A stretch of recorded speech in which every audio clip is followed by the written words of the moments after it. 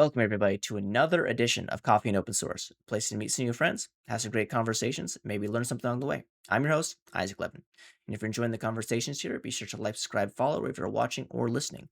Also, if you or someone you know like to come on the show and have a chat with me, feel free to reach out to me on whatever social media platform you're on. And the best way to find out if I'm on the same place, which I probably am, is to go to isaac.r11.com and you'll see a list of all the places that I'm at. And let's be clear, I'm on a lot of them. All right, so with that out of the way, I'm looking forward to a conversation with my guest today. Is somebody that I've been paying attention to and following for a while because I've always really appreciated their take on things in tech, and I'm interested and excited to have more of those conversations, learn a bit more. So my guest today is Keith Townsend. Keith, do you want to say hello, introduce yourself? Hey everyone, nice to be on the show. Yeah, no, I'm looking forward to it. Do you want to give a little quick intro as to who you are and what you do?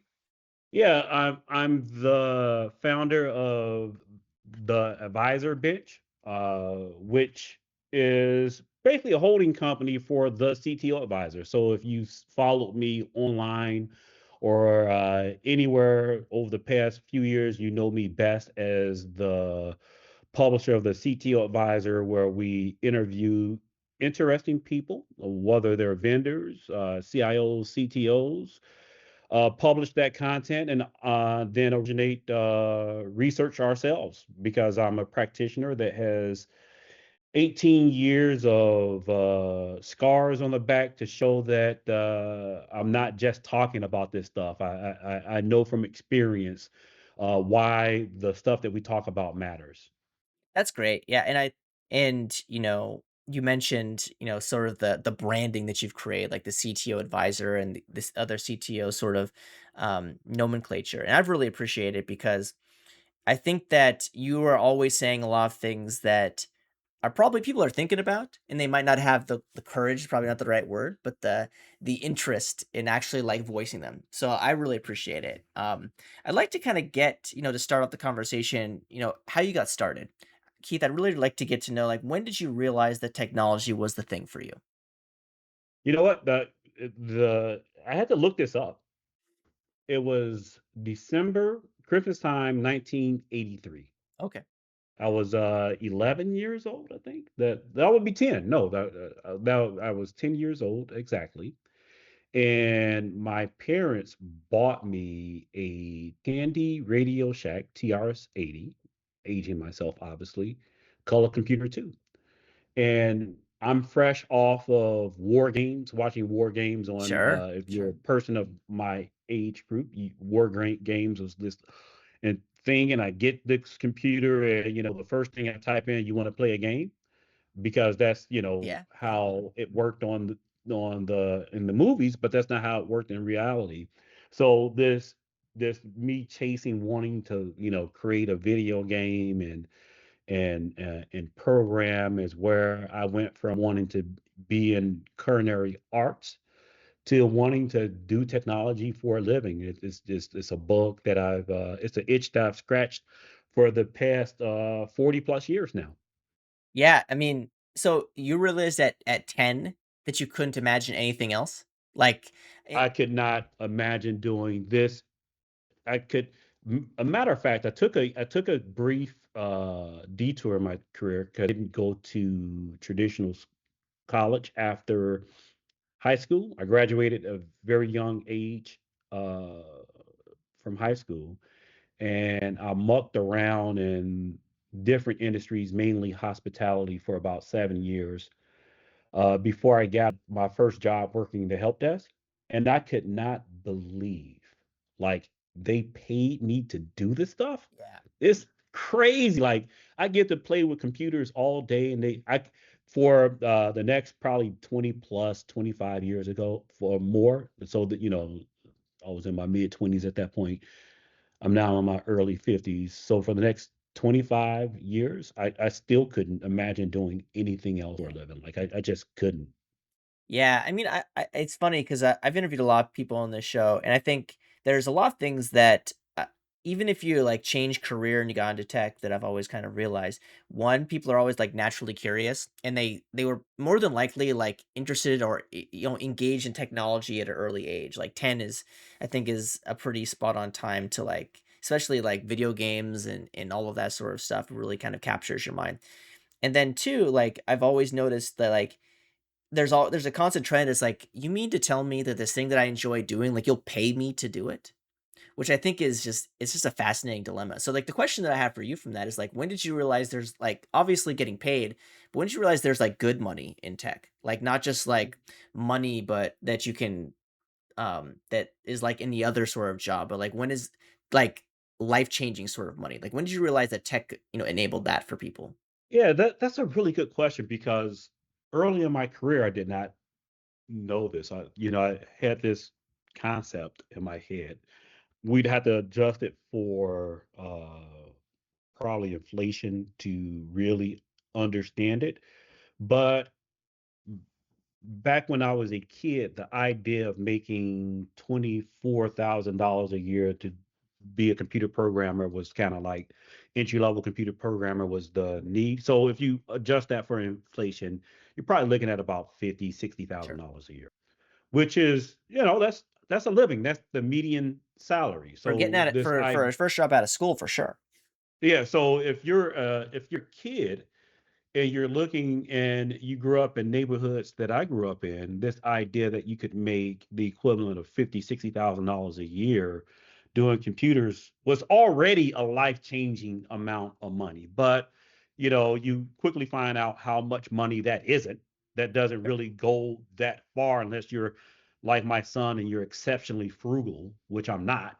Then you realize that you need to make much more. And you so from a timing perspective, I worked help desk where I made that entry level amount for a couple of years, and I got offered my first job at the Chicago Tribune that was not the same help desk level, but kind of the next desk level up, and they doubled my pay. I'm like, wait, and I just threw the number out there because I didn't want the job. And did Okay. they not only did they match what I asked, they gave me 2 grand more. And Okay. that got me to researching and understanding, getting certifications, etc. And I still didn't have a pretty good grasp about how much money was in tech uh, even then. And I was probably in my late 20s. I don't think it's not until I was maybe 32 when I was working at Lockheed Martin that I realized, oh, wow, I'm just at the tip of the Yeah. iceberg on what can be done. Like I had hit 6 figures, but I realized that you can go even further than that. And the ceiling was the limit. Yeah, it's I mean, it's pretty crazy. Like, your comment about, like, oh, your first job. Like, I always think about, like, your first job in tech, and it's like, it's a good number, right? But then you think it's like, how did I survive on that number, right? And I mean, I know, like, over the course of time, like, we age, expenses thing up. You want to get a house, you want to get a car, you want to get a wife or a partner, you want to get kids, like all these things, like that just adds on to the amount of financial burden that you have. But sometimes I'm like, man, even if I was single, like, by myself, there's no way that I can live on that amount of money. And I know that we're all kind of skewed because of, like, how much money we've made. Um, you mentioned that you kind of started out, like, in the help desk side of things, like helping people. Was that something that you were interested in, like, before you started working? Like, were you always interested in, like, solving problems, helping people, like that sort of thing? Or is it one of those things where So computers came naturally to you, so you just thought that you would start doing it?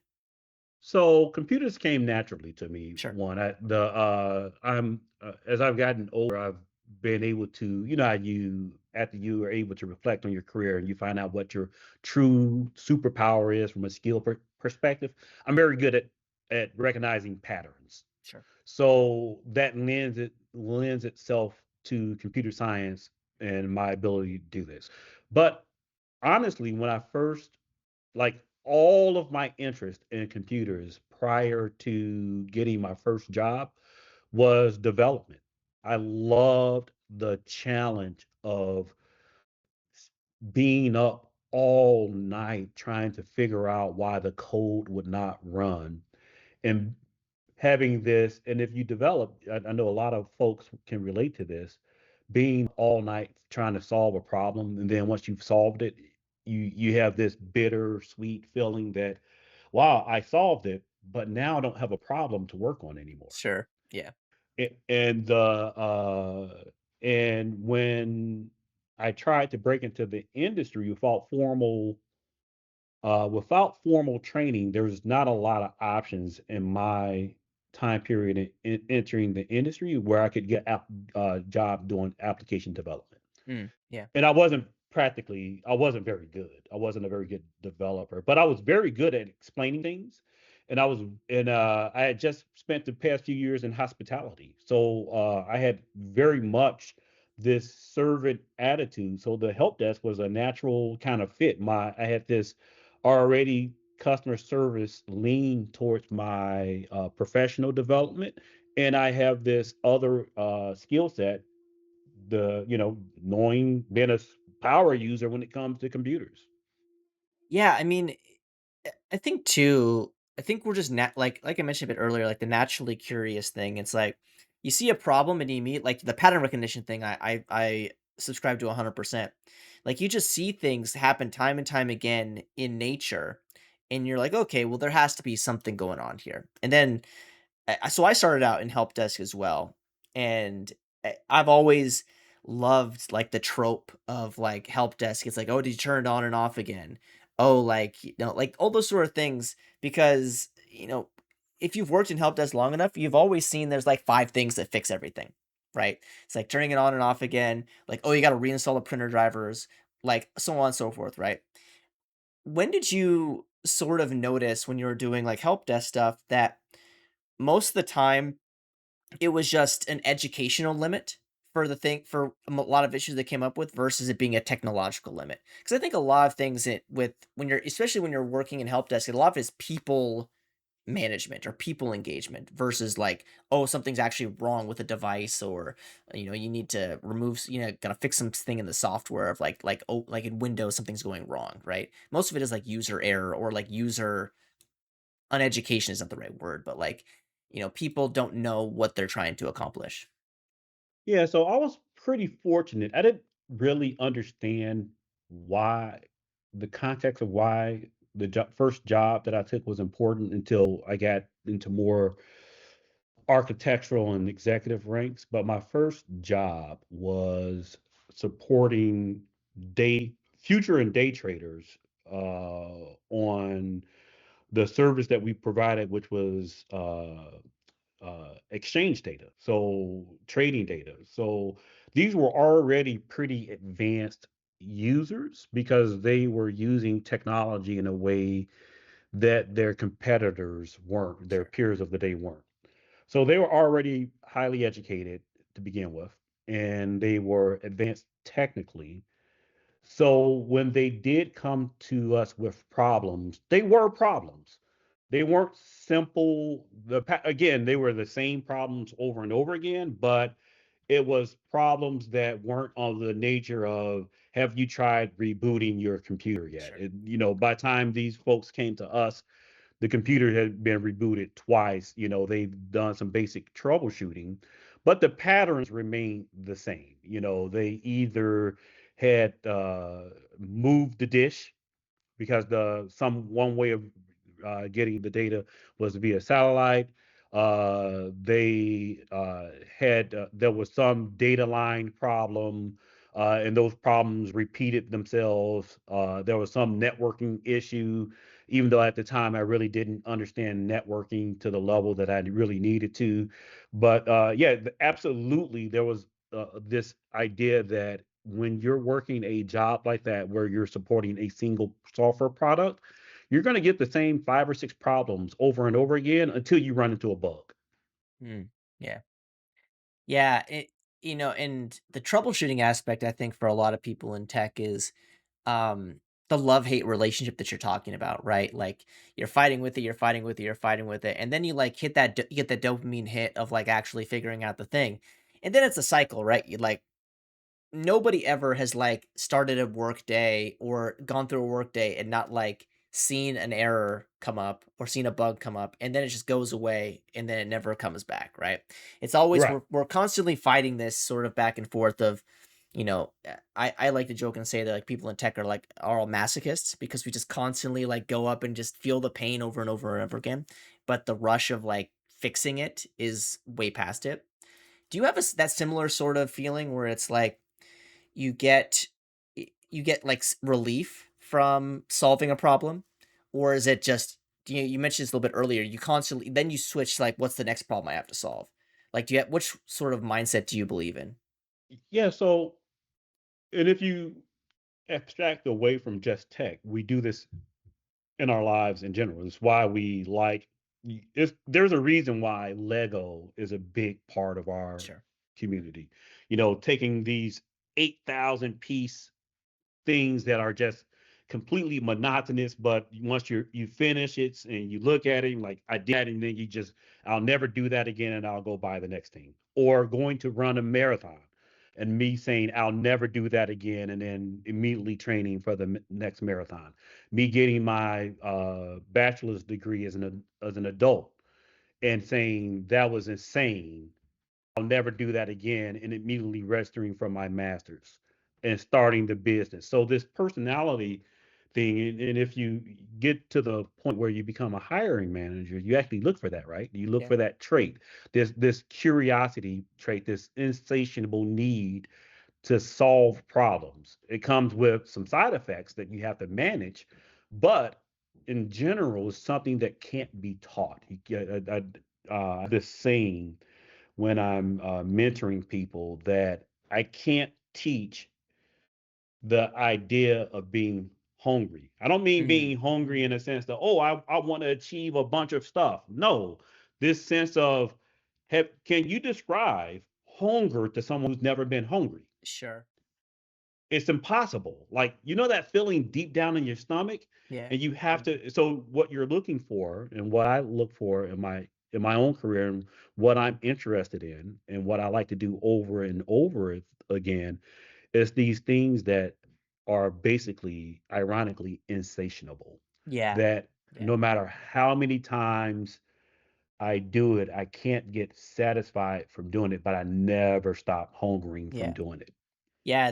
The being satiated is something that's always fascinating to me. So like I grew up with not a lot of money, right? So now when I think about things like, you know, I've always had this like, okay, I have to do more, I have to do more, I have to do more, I have to do more. Um, and then when you get to a point in your career, like you mentioned, like there is like there is a kind of a ceiling on the amount of like willingness your our interest and willingness to continue to fill that satiation. Because I think you come up with a particular point in time where you're like, okay, I'm never really gonna be full. Hmm. And I think for somebody like you who has achieved like a lot, is that feeling of like, do you recognize like, oh, I'm not gonna be full from this, and you have to kind of pick your battles as it pertains to like avenues you go down because you know it won't really satiate what you're looking for. Yeah. So, uh, practical example. I've taken 70 certification tests across my career to get certain levels of Sure. certain certifications. So if I was to run off the legacy certifications, CNE, MCSP, CCNA, CCNP, and all of the acronyms that go with these ancient certifications, each one was a set of tests. And you get to a point where you're like, wait, I can take certifications the rest of my life, Yeah. but never really satisfy what it is that I'm trying to achieve. So you look back and you ask yourself, what is it that I'm actually trying to do with this? Like, what's the end goal?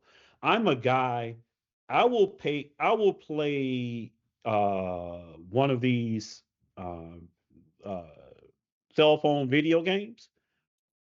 I will play until I get to level 20,000 and not be and keep playing. Sure. It doesn't bother me, and I might have spent a grand total over a year of $30 on cheating basically, and I'm fine with that. So when you recognize that part of your personality, the question you ask yourself, what is it that I'm trying to achieve? Mm, And what plateau will I actually get look at. So when I achieved my mid 30s and looked at my career from a technical perspective, I was a principal level architect at Lockheed Martin. yeah. where else am I going to Sure, go? Yes, sure. if I keep grinding away, I can eventually become a fellow, but is that what I want? And so what you end up doing is you end up rationalizing. I think when you get to a mature area in your career, you end up rationalizing what is it that you actually want to achieve, and what things do you enjoy doing over and over again until you achieve the level or the point in your career that you want to achieve, whether that's the engineer architect track, or if that's the management track, or if it's the entrepreneur track. For me, that turned out to be entrepreneurship. Yeah, no, and I think that's fascinating because I think to your point, like I think there are two rules of thought in this space. You can do like the typical like rest and vest, where you get to a level in your career where I'm comfortable. I'm enjoying the work that I'm doing. I'm making enough money, and I don't really have the interest in like having a little bit of pain or obstacle to like get to the next level. Is maybe because I'm not don't think I'll be successful. Maybe it's because it's just a lack of interest, whatever. And then I think there's this other like piece or other side where it's like people want, okay, I know that if I continue to do this thing, I'll get to this particular level. But I already know what the path is. And instead I'd rather just cause chaos to the entire system and try to do something completely new. And at least how I see it is that going into entrepreneurship or consulting or kind of stepping away from like corporate tech into this space that you're in, like that's a pretty chaotic choice to make, right? So, what in your like walk us through a little bit of what your process was where it's like, you know what? I've gotten to this particular point. I think I have something else to give in this world, in this particular industry, you know, and move into that sort of entrepreneurship, mentorship, consulting sort of space.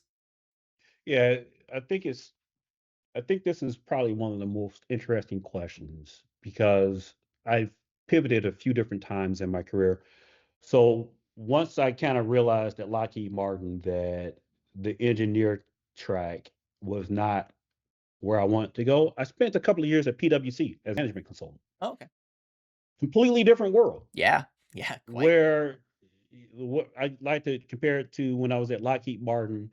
I'd be in a room with the smartest engineers I've ever engaged with, trying to figure out, jumbo frames and why this video keeps glitching.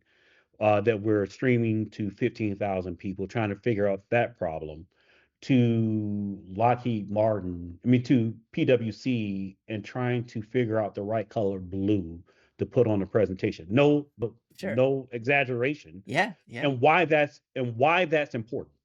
yeah.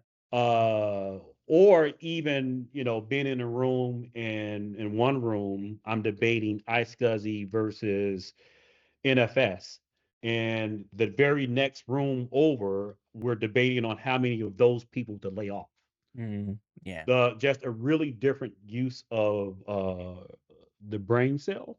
So it was at that point that I realized. And then when I was done with PwC, and I was burnt out, quite frankly, I was burnt Yeah, out, sure. and I tried to go back and get a job as an engineer. I realized I couldn't even do the job anymore if I wanted to. I was too Mm, far yeah. removed from that level of thinking. And I just couldn't do the job anymore. I physically could not do the job anymore. And I had to figure out what I was going to do next. And entrepreneurship became that next goal. Yeah, I mean, that's a very fascinating point, and I think it's I I think you see this a lot in tech too, where people will be an engineer for so long, and then they're kind of forced into the idea, it's like, "Okay, I gotta be a manager now." So, like, my next step in my career is I have to manage people because that's what the ladder has told us for all of time, and whether you want to be an engineer or a manager is not matter, but you're gonna get eventually away from technology. The higher up the ladder you're gonna climb, right? So, Right. you're gonna manage people, and then it's like, okay, I touch less code, and then I touch less code, and then all of a sudden, like, I'm just like talking to project managers or product managers or somebody, and I'm not actually looking at any code at all. I'm looking at finished products or MVPs or whatever. And then in management consulting, which I equate a little bit to like, when you get to like a director, senior director at a big tech company, a lot of it is just ensuring that your to market is good as it can possibly be. And I'm curious to your sense is like at what particular point is it healthy to say, okay, I need more tech in my life? Because I know if you were to ask a senior director at a big tech company versus somebody who works at McKinsey versus somebody who works at PwC, like works in the management consulting space, they do a lot of the same thing, right? It just so happens They that do though. Yeah. the instrument is a bit different. So Yeah, matter of fact, I saw a lot of my peers from PwC going to Amazon when mm, Amazon was and AWS was expanding into the enterprise. It was an easy hire for AWS to hire these folks as senior directors, directors, senior directors, and VPs to run practices within AWS. So the skill, you're absolutely right that the skill set is transferable, and honestly the culture is too. Like the culture of AWS is very similar to the culture of sure, PwC, sure, which is a whole nother conversation. So it is a very different, and this is where you have to know yourself. If you're a geek, and reflecting on my PwC interviews, this surfaced in my PwC interviews. It was, okay, yeah, Keith, you're a very good architect, engineer. So what? What yeah, does that mean to the business? You're going into management consulting. And the question is, can you make the transition from being a very good engineer to being a very good management consultant sure, that you can insert manager, director, whatever you want? Can you zoom out from the tech? And I have enough data on this looking back on the past. This has been almost, I looked at the CTO Advisor just celebrated 10 years of being incorporated, even though I hadn't been doing it full time for 10 years, but it's 10 years of being incorporated. I can look back on this past 10 years and realize why I became an entrepreneur is because I have an appetite for tech that I cannot satiate sure, in a role as a senior director, as a management consultant, etc. I still have to be relatively close to the tech. I can't be an engineer again. I don't have that level of detail, attention to detail and knowledge, or the desire to hold that much knowledge in my head. But I still want to know how the thing works. I yeah, still want to take it apart. I still want to put it back together. I still want to see where it breaks, and I want to see where that's relevant to the management level considerations, and do this translation between management and technologists, so that when I walk into a room and technologists, I'm still respected. They're not going to give me a keyboard, but they're going to respect me. And when I go into a room full of executives, I command the room, because there's unlikely, unless I'm in a room with someone like Rebecca Weekly from Geico, who can outrun me both as a manager and as an engineer. Unless I'm in a room with someone like her, there's not going to be an executive that can out engineer me. sure. So, and I'll command that room, and that becomes my superpower.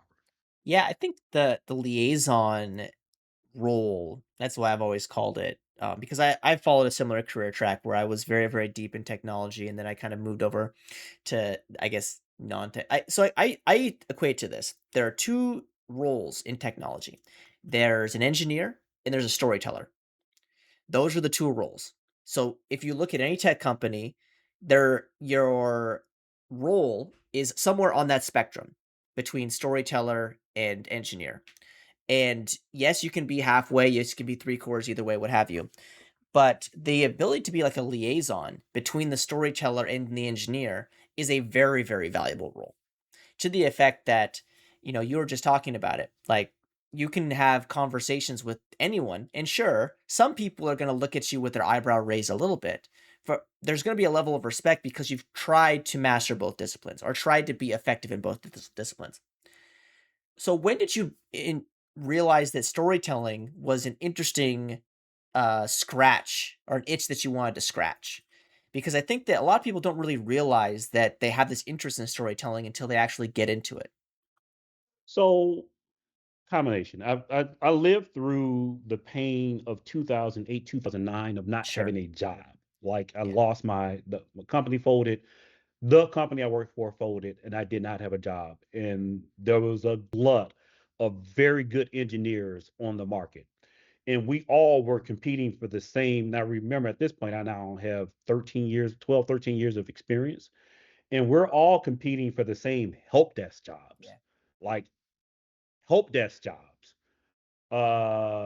And once that subsided, I said, never again.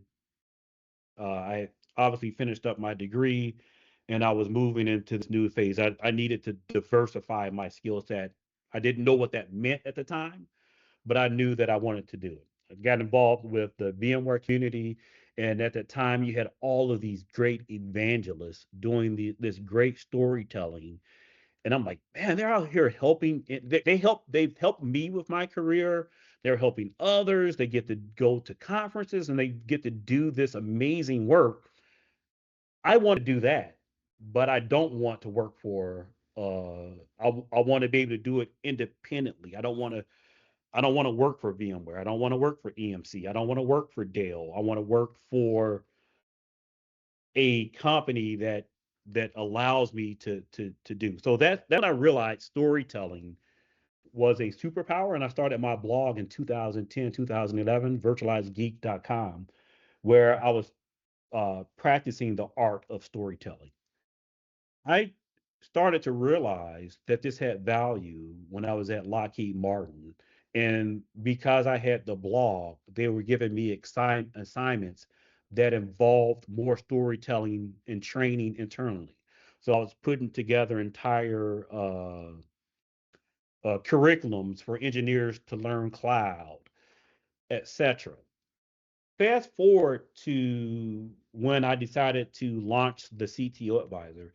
The CTO Advisor idea was nothing like what it turned out to be. Sure. Like most pivots, the CTO Advisor originally, as the name suggests, was supposed to be an advisory firm. It was going to take my experiences from PwC, Lockheed Martin, engineering, etc., and advise enterprises on their IT strategy. I'm an expert at at this point. You might look at this as a form of storytelling. What I knew for a fact was that you cannot survive. Most people, especially initially, cannot survive off of advisory alone. It is Mm, too lumpy of a business. So what was supposed to happen was that I had already started telling stories for vendors and on the side, and that was going to be a 30% mix of my income. Turns out it is far more lucrative to tell stories for vendors uh, to my audience than it was to do advisory. Even if I could mm, fill my entire calendar with advisory, there's no way I could make as much money doing advisory work as a one man shop as I could doing telling sure. stories. So it was a gradual, it wasn't a single point, it was a gradual acceleration of when I realized storytelling had value to when I actually monetized storytelling as a career. Yeah, and I think you probably discovered like a very fascinating concept that a lot of people still don't really understand. It's like how do you make money with doing something once and making money off of it in perpetuity forever, right? Like you make a comment, it's like, okay, Keith, you're gonna go do advisory, you're gonna go to some company and you're going to do some training or do some evangelism one on one with that company. Last time I checked, there's not two Keiths. So you can't do that at the same time multiple times. So you're just getting paid the one time. But if you do some of this stuff, blogs, videos, what have you, and it's available kind of in an on demand scenario, there's money to be made from that. And like, the idea of like an influencer to me is so fascinating because you have this it's just intelligence in how to expand the amount of work that you put into something and how long it lives for. Like, what are your thoughts on like the idea of like, being called an influencer or thinking of yourself as an influencer? Because, I'd imagine, well, to a lot of people you are, to me you are, Mhm. but I don't know, do you see yourself as that? Or do you see yourself as like, look, I tell stories very well. I have an opinion to give. And if people consume it, that's great. Yeah, so my job, I look at my job as to help IT decision makers and architects do their jobs better. Mm, Like that is, I am still very much in the vein of the CTO advisor. The content that I create is to help ITDMs, architects, CTOs make better decisions. By design or inference, that's an influencer. I am influencing, whether it's influencing your your purchases. Like I came out with what I think two material pieces of work last year. It was my 4+1 AI infrastructure framework, which helps architects think through AI infrastructure in a model that helps them uh, uh, compartmentalize each layer and then understand how those layers interact with one another. The other one was my fourth cloud model and RFP framework, which helps again cloud architects think through how do I identify the gaps in what I can buy and what I need to build. And if I need to build it, how do I be careful in it? By definition, that's going to bias those people who read this content and sure. adopt my frameworks. That's going to adopt, that's going to bias them or influence them to what products they considering and buy. And for vendors, they're going to look at it. I'm literally looking at it. I get an email from a huge storage company that's making an argument that they're not a storage company. Mm, And in my model, they're saying, Keith, we saw your model and you put us as a storage company. That's our heritage. We're not a storage company. We're this big AI yeah. company. Yeah. And I love these types of emails because you've done this stuff for a living. I've done this stuff for a living. The end of the day, I need to manage risk. I need to deploy stuff. I don't need science projects. I need to be able to put my stuff into production and for my decisions to be defensible. Sure. I can't take a vendor's marketing document and use that as a defensible reason as to why I selected a solution. What I can do is I can take Keith's stuff and use it as a defensible reason for why I selected it, even when it's sponsored, because Keith over the past 10 years has been fairly consistent Sure. that his job is to help me do a better job. And if you call me an influencer as a result, okay, Yeah. I'm fine with that title. You know, I fought the title of influencer. I fought the title of analyst. I want the title of advisor, but at the end of the day, it's about the outcome. Yeah. If if I and my audience and my customers are getting the outcomes they desire, you can call me a YouTuber, Right. and I'm happy. Yeah. I mean, you made some like the comment about like, we don't need to delve too deep in this, but I think it's very comical when a company comes to you and says, "Hey, that's not our core competency anymore. This is our core competency." The thing that's been out for like a year and a half. It's like it's very, very fascinating to me. It's like, I used to work in insurance. I used to be a developer for an insurance company. And I used to have this conversation all the time. It's like, okay, what's your core competency? Is it the actual insurance piece? Or is it the technology that gets the insurance like products to market? And it's a fascinating conversation because ultimately, yeah, you're an insurance company, so your core company is insurance. But without the technology, you're not going to do anything, right? Even if it's like your technology is mainframe computers from the 70s. So I guess, my question for you is, you see companies like this a lot, right? Where they see like the latest trends and they want to say, okay, we're an AI company, or we're a cloud native company, or we're a cloud company, or we're a hyperscaler or whatever, right? When do you actually think that that is true and that is just marketing speak? So you know, I don't mind naming names and having arguments out in the open. A couple of years ago, Cisco said that they were a security company, Okay. and I said, okay, yeah, Cisco, you have some security products, but I wouldn't classify you as a security company. You're a Yeah, networking company. sure. It- I don't think anyone I don't think anyone watching this podcast episode would argue with me that Cisco is a networking company. Yeah, That there's an argument that they have security, just like Microsoft has security products. yeah, I wouldn't call Microsoft a security company. Yeah, they're one of my security vendors, but as their DNA is not a security sure. company. It's a software development company. The DNA of Cisco is a network company that has some pretty strong security solutions, but their DNA is a security company. I got into this reverse debate with my analyst peers about Tesla. They Mm, said, well, Tesla is a tech company. This is a couple of years ago. And I said, well, what's a tech company? Because Ford looks like they're doing some really interesting things from in the same areas as Tesla. Are they a tech company? no. No. Wait, hold on. Yeah. I'm I'm confused. So this ability to tell stories, this is why storytelling is very important. And this is why the desire to influence folks like me or you that a company has shed their legacy wings.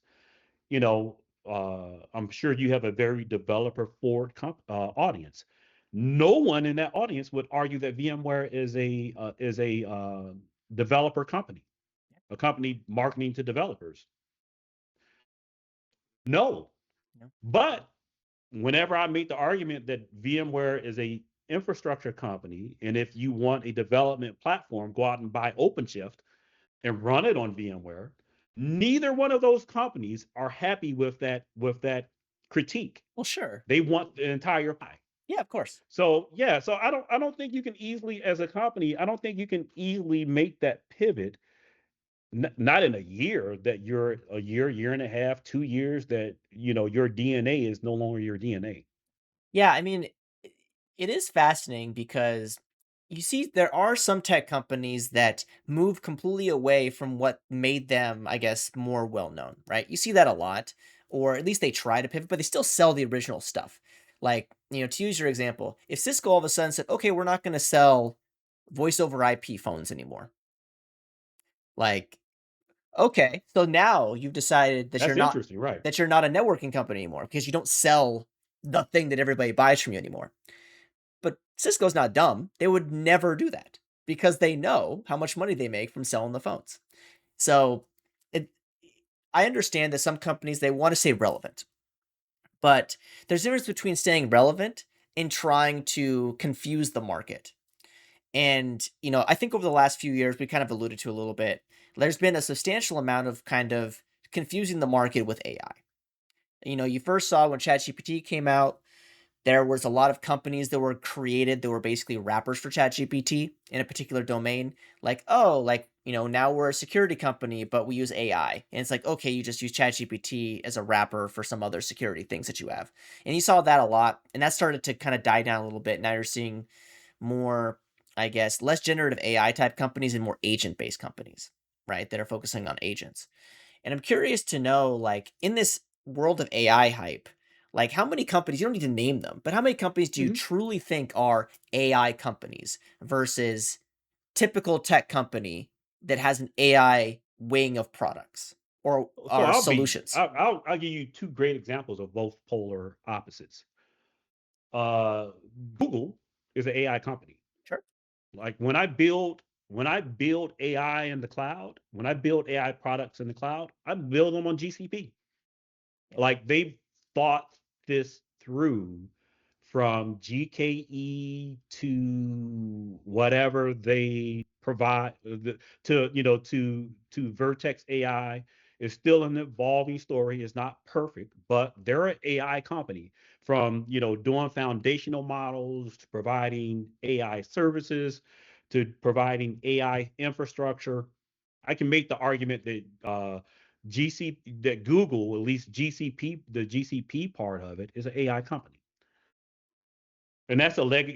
That's not an open AI sense of AI company. They are all the bit of what OpenAI is trying to do, in addition to all of their, cloud platform. Dell is not an AI company. I will get beef from my friends at Dell about this. Dell provides amazing AI infrastructure. They have internally adopted AI in ways that other companies will envy of their size. But from a product perspective, I'm not going to Dell today for my AI strategy. Should I be going to Dell for my AI strategy based on what they've done internally? Maybe so. But Dell, just because they are the company that houses the world's greatest AI chips, doesn't automatically become an AI company Mm. themselves. They have some more work to do. They're doing that work, but they're not an AI company. Yeah, I mean, it's funny that you mention a like because when I think of Google specifically, and we don't need to delve too deep into Google, but it's like what they've done, especially the fact that they weren't the first folks there, and now you look at what Gemini can do and what some of the other foundational models can do. It's actually quite amazing because they weren't first to market. They weren't even second to market. But you look at any sort of industry readings and like people are really, really enjoying the experiences they get from Gemini. And my question for you is like, how much of it is the street versus analysts actually driving what people think about these sort of things? Because, Yeah, I think go ahead. no, I was just going to say I would say the street and the analysts. I think the analysts are aligned with the street. Analysts influence um, what the street believes. The street is listening to Gartner, IDC, the Futurum Group, Forrester, all of these firms that are basically, I think, pumping up AI and pumping up what these companies are doing in AI without going that next layer because it's not their job to go their next layer to how is this stuff deployed. Yep. And it's why I try to position myself as an advisor versus Yeah. an analyst. Yep. The analysts are doing their job when they evaluate companies against the AI narrative and say whether or not a company is within AI narrative or not. That's not my job. My job is to tell you whether or not you can actually build the thing that you need to build on GCP, or if you need to go out and buy a bunch of Dell AI factory Yeah. racks to build what you need to build. That's my job. I also feel like, and this is probably a very naive opinion of it, but when I see kind of that loop, or it's like, analyst relations, vendor, companies that actually consume these products. It's circular, right? Like I've Mhm. worked at very, very big tech companies. You have direct conversations with the analysts to figure out like, okay, what are the people telling you? And also, we're building this thing. And then you do the same thing to the street or consumers, right? And it's cyclical because analysts are giving insights that the vendors are consuming and taking that and building products the consumers are using and then circular, right? But it also goes backwards too. And when you're outside of that loop, you have opinion. Because I think that one of the things is that when you're in that loop of, um, this is what we're seeing, this is what we're creating, this is what we're using, there's no real opinion there. It's just usage or insights. So like being outside of that loop allows you to have a bit more opinion as it pertains to can you do this? Can you do that? A little bit of recommendation as well. Is that how you see it also? Yeah, so I did not understand how the analysts and sometimes ratchet is used as a derogatory term. I'm not trying to be Sure. derogatory. So I didn't understand the analyst ratchet before I went to go work for an analyst firm. Even working for the analyst firm, I didn't call myself a analyst, but it wasn't until I was dealing with the same customers, but from this new lens, that I understood the the job of an analyst firm is to help shape market opinion. Mm. Now you might ask, well, Keith, don't you shape market opinion? And my answer to that would be yes, but that's not the primary goal of the CTO advisor to shape market opinion. The primary goal of the CTO advisor is to help CTOs do a better job. Like Sure. plain, like whatever that means, that's my goal. As a result, the content may help shape market opinion, but that's not even when I go to a vendor and sell them services, that's not what I'm selling them. I'm not selling them the opportunity necessarily to shape the market opinion. I'm trying to help them understand how they can better sell to Isaac. Yeah. Like that's the goal. I want a buyer to come to me and say, Keith, thank you for introducing me to this Dale product and that I didn't know existed. And AI now can do my job better. And then Dale for their side to say, wow, Keith, you were really effective in helping me understand the buyer and better selling to the buyer. That's not the goal of analysts or analyst relations. The goal of analyst relations is to say that Dale is an AI company and to justify saying Dell is an AI company. That's Mhm. what they sell.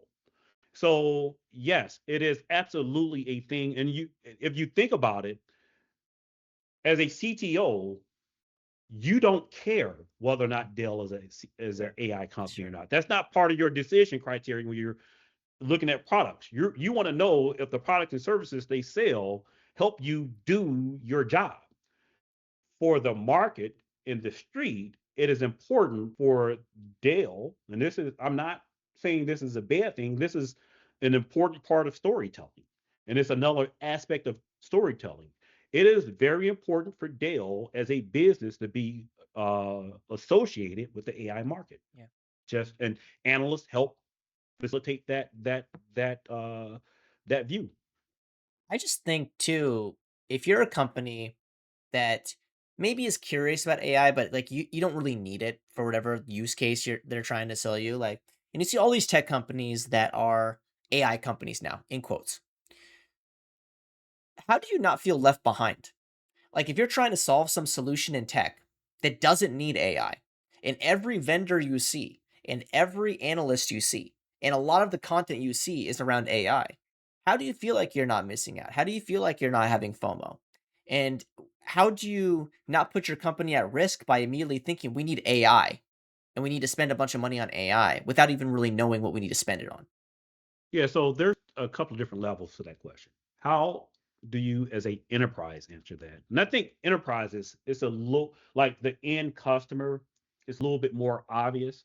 Like that's a boardroom conversation. We need to use AI to do X, Y, and Z, and those requests eventually filter down to the VP of infrastructure and product and and development to kind of mesh through.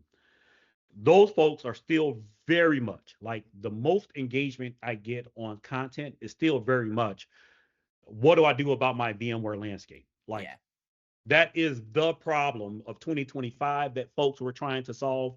They weren't trying to solve, like, I write a lot about AI because that's what vendors care about. End user companies still very much care about the problems that they are dealing with every day. And it is their VMware bill went up by 300%. What do I do? yeah, That's the reality. From a investor perspective in technology companies, if you don't have an AI story, you're not getting investment. Period. yeah, Like startup investment is only happening in AI. So how do you feel not left behind? I've talked to a lot of companies that did not have an AI story. And in early 2025, late 2024, early 2025, they told me that they didn't plan on having an AI story. Every one of them by the end of 2025 had an AI sure. story Yeah, because that's just how the market works. Now, the question is how not to over invest in that story. You're telling the story so that you can get the attention, you can still get press, but you're not overly focused on it because the as we see, the practical demand for end users pulling AI into their environments and telling AI related wins is not there. So a lot of the AI washing is actually out of necessity, and I don't blame companies to do it. I like the companies that's a little bit more transparent about it and saying, "Hey, when you're ready for AI, we'll be there with a solid story and roadmap, but we're still very much focused on your day to day and how you're solving problems today."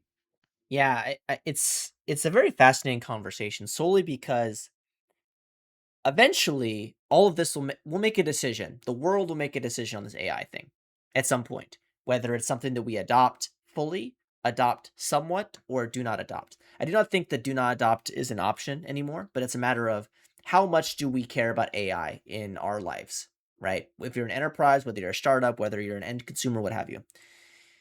And as we begin to wrap up, I'm curious as to like what do you see in the horizon, like the next 18 months in this space? Are you think that folks are going to like double down on their AI contributions, or are they going to kind of recognize a little bit of trepidation in the market and scale back? Like, what do you see? Like, what is your opinion of Yeah, that? there's going to be a market correction. What that market correction looks like, I don't know if I can predict what the correction will look like.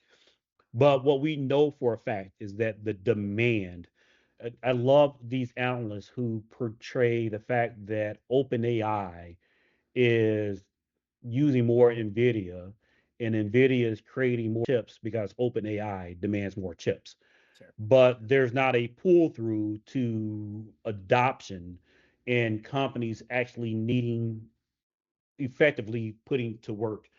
I wrote some really interesting research on this and papers on this, but basically we talked about it earlier on the friction between being able to know what you want AI to do and communicating that to AI is too large right now. It's the same thing we see in development and business analysis, analyst roles. That same barrier exists. And until we reduce that friction, AI adoption is going to be relatively slow to the buildup that we see happening in the industry. That cannot sustain itself. So what happens? Companies like Google, who have very Google, AWS, Microsoft, Salesforce, Snowflake, Databricks, etc. Companies that have very, very sound fundamentals who can, where AI is, yes, a big bet, but they've laid off employees, they've right sized operations to absorb the bet. They're going to be fine. And you're going to see a steady uh, healthy investment in AI in those companies versus what happens with when I'm a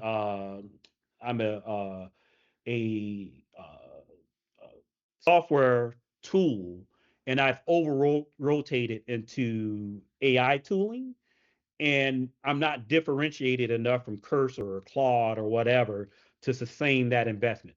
That is going to be a different fallout. You're going to look at those companies who either are going to pull back hard or have some very hard business decisions to make because they overinvested in AI. Yeah. No, I totally agree. It's going to be very interesting over the next 18 months to 2 years. It's like, okay, how much of this was just demand and supply really kind of not being real and just perception driving both? Because I think that's what's really happening a lot. Like you'll see, you know, big foundational LLM providers say, "Oh, we have all this need, but we don't have the numbers that actually justify what the need is. We're just buying because we need to buy because we're going to have demand eventually." So it's like, okay, do you actually know you're going to have demand? Well, we don't know, but we're certain we need to have the supply in case the demand exists, right? Which is not very many other industries work like that, where it's like, oh, we're going to buy all of the eggs in the world because my grocery store is going to sell more eggs than any other grocery store. It doesn't work like that, right? No. Like, so it's just very fascinating that you're kind of having like vendor led demand or vendor led supply, which is kind And of if interesting. you're, and this is an open source project, we saw it repeatedly. OpenStack, we've seen in the industry happen that this has just been a bunch of people, a bunch of industry people talking about industry stuff, but not actual people who are going to consume the thing. And Yeah. if you don't have a healthy transition, you end up with OpenStack versus Kubernetes. Sure. Yeah. No, that is a very solid example of what people want versus what people actually use. What people think they want versus what they actually use. Um, Keith, this has been a great conversation. I really appreciate you taking the time. Um, I think for any folks that you're not reading any of the stuff that Keith is putting out, or you're interested in learning a bit more about what Keith's doing, you can reach out to him. Social media is at CTO Advisor, CTO Advisor. There's also the CTOadvisor.com. I highly recommend you go check some of the stuff out if you think that there'll be some value there. And there'll be some links to some other places you can find him in the show notes. So before we sign off, my friend, do you have any parting words? No, I really, you promised a great conversation. It was a great I conversation, try. very wide ranging from career to technology. I'm glad you just reached out and you didn't give up on me when I responded slowly. No, I mean, like, it's one of those things where I do this show because I get opportunities to talk with people I don't ever have a chance to talk to. And like we were talking before we got started, you're one of the people that I've been following for a while. So I was very patient because I knew eventually it would happen. The universe had to have it happen because I wanted it so bad, right? Um, I thank you a lot. I know you're very busy and I appreciate your time. And yeah, so I also want to thank the people that are watching this live or the people that are listening in the future. So my name is Isaac Levin. This has been Coffee and Open Source. The best way to find me is Isaac R. Levin, wherever you look. And I hope you have a good rest of your day. For my friend Keith, take care.